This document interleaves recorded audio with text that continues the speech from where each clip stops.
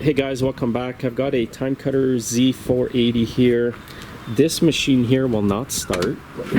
I'll spin it over and show you. Choke.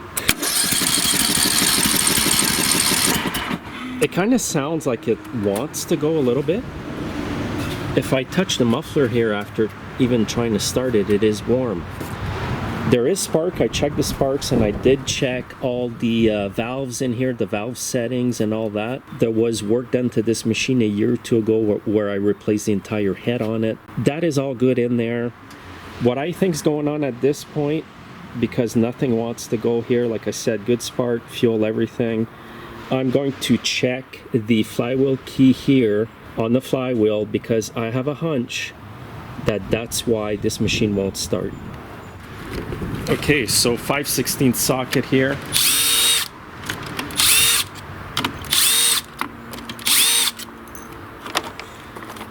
Now instead of taking the entire cover to look at the flywheel key, I will just take the bolt off here first, then I don't need to take this off if it's not the flywheel key. Okay, I think that's the problem. Alright, here's the keyway in the flywheel. Here's where the key on the shaft is. It's totally misaligned. This is the problem, guys. How this could have happened is if the engine came to a sudden stop. For example, if you hit something when you're mowing the grass. This can happen to your push mower, your ride-on mower as well. Any small engine where the engine kind of comes to a shocking, abrupt stop, you can break the flywheel key. And what that does is it throws the ignition off, the spark at the spark plug, it throws it off where it's not firing when it should. So what I'll do here is take the cover off and the flywheel, and I'm going to replace that.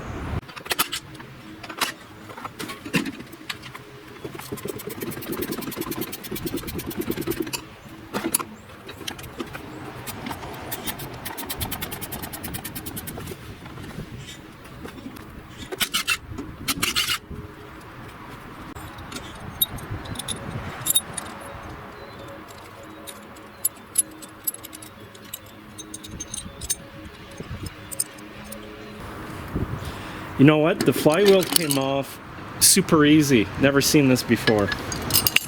But it's probably because it was sheared. Now if I look closely here, the stator, which is the charger for the battery here, it looks fried. It got super hot. Look at that. And I've unplugged it down here. And I'll show you why I think, or what caused this to happen.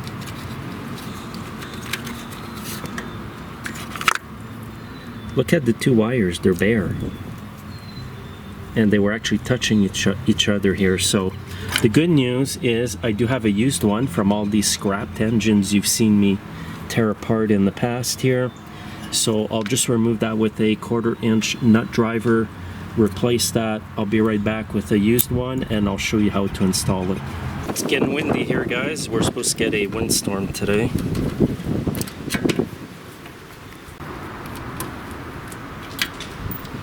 Okay, so it's that easy, you just pop it off. Here's a piece of the old flywheel key. And I'm just going to air blow this here before I put the other one on.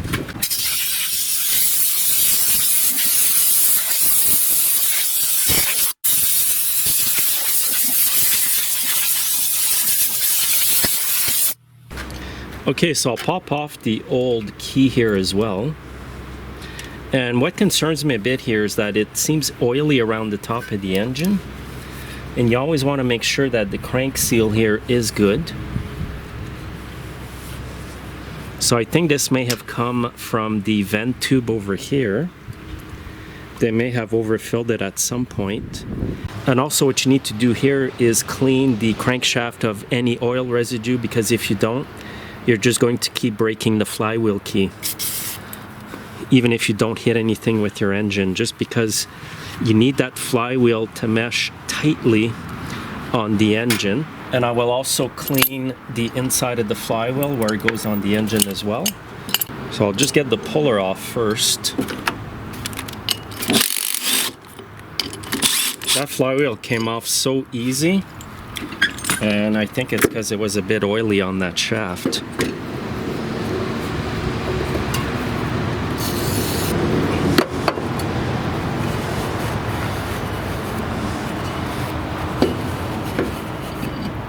And what I'm going to do here is air blow the inside of the flywheel to clean where the magnets are.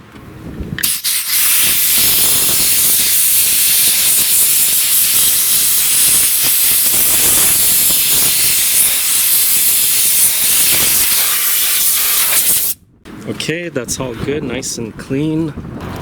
Now I have an identical stator to put on that engine. Look at the difference. You can see the old one where the plastic melted. The guy said he saw smoke, so I think the smoke was coming from here, not from the engine. And look at the good used one. You can see the copper. Nice and clean. All right, so this will go like that. The plug goes down the hole.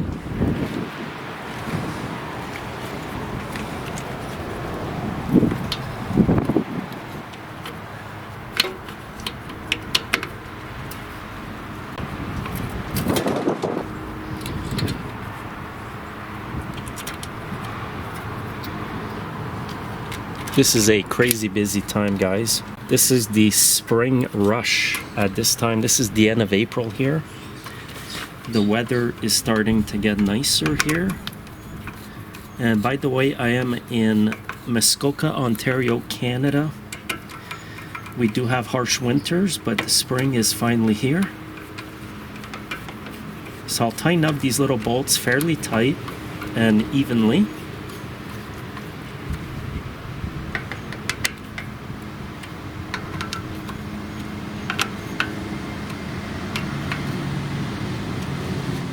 Okay, here's the key that I'm using. It is part number 222698S. These are Stens, but I've got an original Briggs here in my hand. So I'll just get it on the shaft here.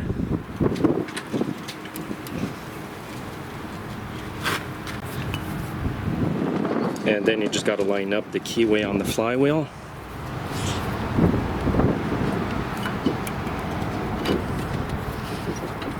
Just like that. And have a look right here. And before I forget, guys, here's where the stator connects, right here. And this plug only goes in one way. Okay, let's get this on.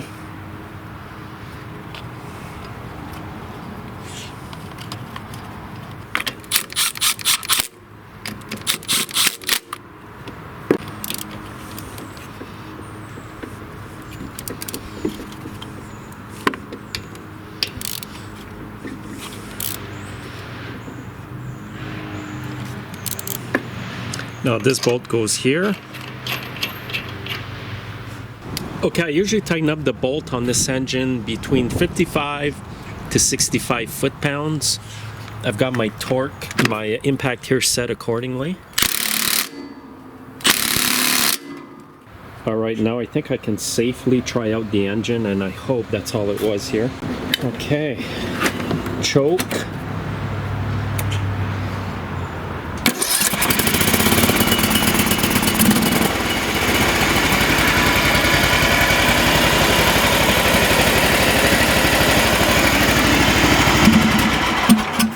Oops.